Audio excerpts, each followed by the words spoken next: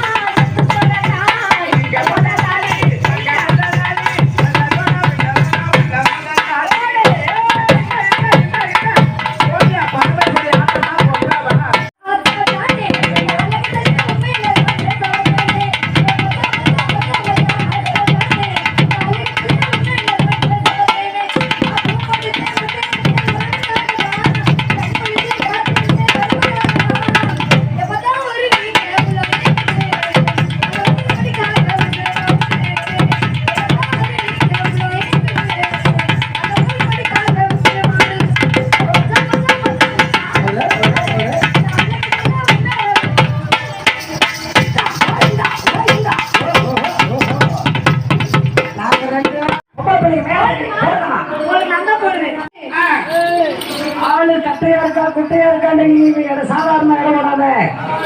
அவன் ஆளு சிறுசா இருந்தாலும் அவன் வரலாறு பெருசு.